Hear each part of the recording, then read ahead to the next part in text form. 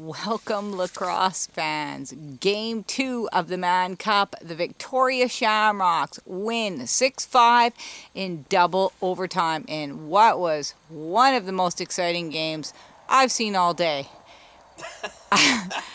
As always, we're here with our favorite lacrosse analysts on Twitter at Farmer Marcus J, my wonderful husband, Marcus. Holy shamoly, that was unbelievable.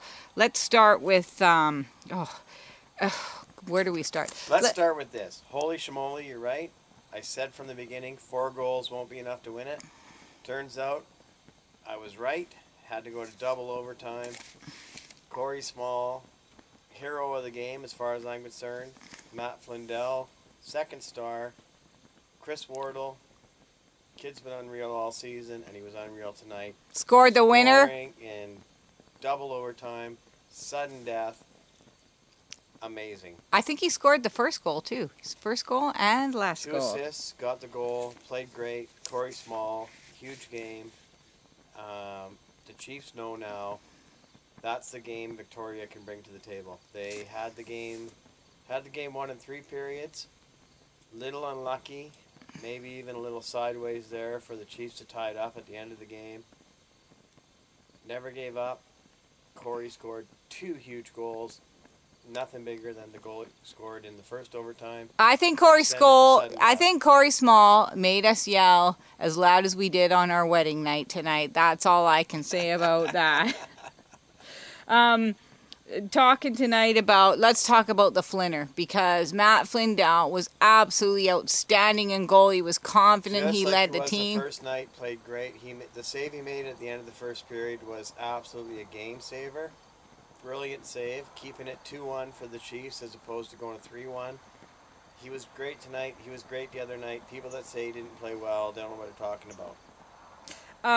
I thought it was funny because the analysts tonight on the at JVI broadcast were talking at the beginning of the game how Victoria's fitness looked really not that good because they were all sitting down on the bench every shift. Reese Dutch looked old and tired. He was sitting down on the bench where all the Six Nation Chiefs were standing up. But they failed to mention in that first period how it's 40 degrees in that arena and the Six Nation Chiefs had all these cooling mechanisms where they didn't have them on Victoria. So I would say that, that was smart by Bob Hayes, smart by Reese Dutch, the leader. Those guys conserved their strength, and they came out and they dominated the third period, the first overtime, and the second overtime, as they did last night in Game 1. I mean, they may have lost last night, but they dominated the third period. So their fitness is really, not suspect at all because they are coming out stronger late in the game. What are your thoughts on that? Well, if you're going to question Reese Dutch's fitness, then obviously you don't know what you're talking about. And you've never seen his abs with no shirt on because the guy is a Greek god. He's sculpted. Sorry, honey. Okay, I've never seen Reese Dutch with the shirt off, but fitness levels, rock solid. They're a great team. That's not an issue for them. Obviously, Six Nations doing what they got to do as far as taking advantage of their home barn, but that's not really a situation for us to worry about. We got to focus on playing lacrosse. I want to talk about the 3 stars tonight, and I'm not sure how they determined the 3 stars because the video broadcast asked everybody to email in, prior to the end of the game, and Wardle, Chris Wardle, well-deserved, got the game winner, got the first star. Flindell got the second star, and Miller got the third star, but I'm kind of thinking that Wardle and Small should have shared in that number 1.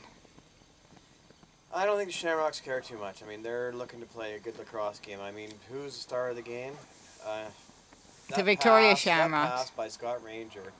Yes. In overtime. I mean, everyone was looking to Dutch. He faked to Dutch. He passed to Wardle. Wardle scored that goal.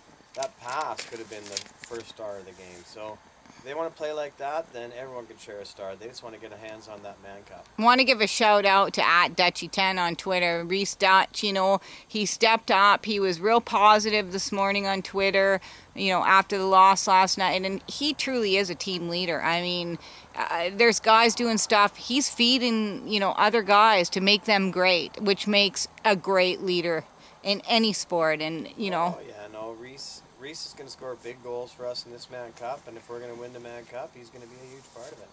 He knows that. All the fans know that. They know that too. That's why they're on him like stink on a monkey.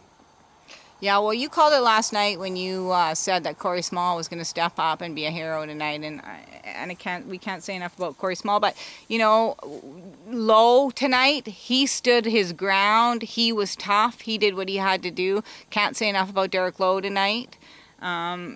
Derek Lowe's a great player, great team player.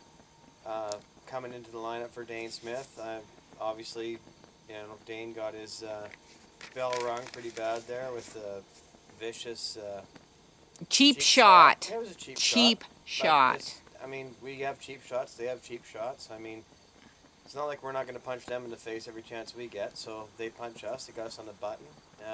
Smart move by the Rocks coaches to give Dane one of the few chances to get 2 days off in this Mann Cup, because it's a real compressed schedule, and they won the game, and Dane's going to draw in for Game 3, and you know what? Dane's going to be real good. He's going to be a leader, and he's going to get the ball to Corey Small, and Corey's going to score some goals, so it's going to be good. Oh, good it's game. exciting, and looking forward to a day off with my beloved Denver Broncos playing the Indianapolis Colts tomorrow night. That's going to be a break because that was a pretty stressful night. The horses versus the horses. The horses versus the horses. Well, lacrosse fans, exciting night in Mann Cup. Game 2. We go Game 3 Monday night on that website that we can never remember the name. But gotta thank JVI Productions. Great job. Great job, JVI. Rock solid 88%. Rock solid 88% for JVI Productions. And nice to have the, you know, Jumbo Elliott and Teddy Jenner on the, you know, the break, just to give it a West perspective. We're not sure about Teddy Jenner's scarf. I told him tonight that he looked like the most interesting man in the world, but I was just trying to be nice. We're not sure what was going on. Teddy's scarf's all right, but that picture behind him on the wall is brutal. Marcus, give me a call, Teddy. Send me a tweet. I'll send you in some art you can put behind it. It's a little better than that. Okay, well, until next time, lacrosse fans. You're with Marcus. You're with Shawna. Say goodnight, Marcus. Say goodnight, Marcus.